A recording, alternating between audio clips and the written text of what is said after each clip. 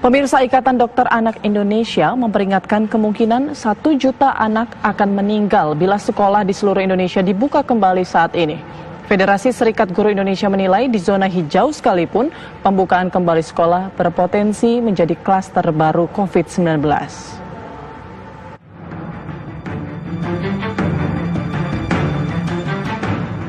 Ikatan Dokter Anak Indonesia menentang keras dibukanya kembali sekolah dalam waktu dekat ini.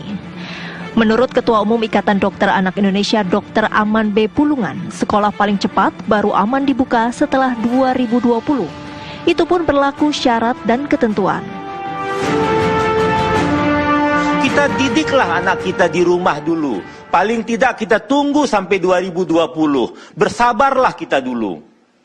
Sampai nanti pemeriksaannya cukup dan kami lihat nanti kurva anak yang meninggal juga menurun. Tiap minggu masih menaik nih kurva anak yang meninggal. Tiap minggu masih naik kurva anak yang positif. Yang PDP juga masih menaik sekarang.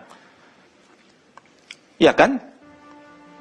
Kami dihilir, kami yang merawat, kami tahu jadinya. Federasi Serikat Guru Indonesia menilai sependapat. Wasekjen FSGI Satriwan Salim menyatakan, jika dibuka saat ini sekolah berpotensi menjadi klaster baru penyebaran COVID-19. Sekalipun bila sekolah berada di zona hijau.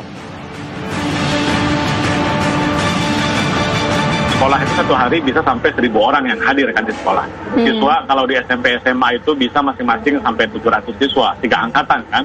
Kemudian ada guru 50 sampai 60. Kemudian ada pegawai tenaga kependidikan, ada staf kantin dan seterusnya, bahkan ada orang tua yang mengantar.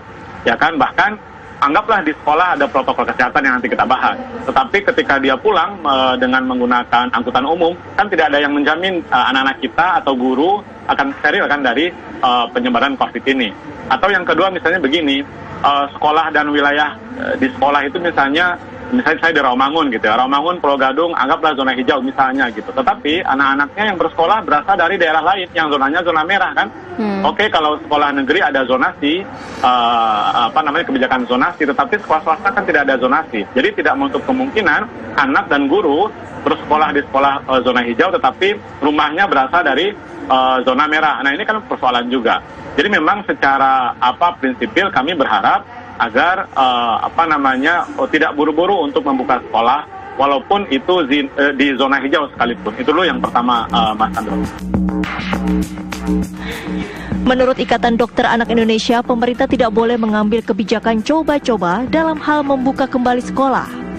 Misalnya menerapkan teori herd immunity. Karena dengan teori ini diperkirakan akan ada 1 juta anak Indonesia yang direlakan untuk meninggal. Saya melihat kalau 60 juta anak ini masuk sekolah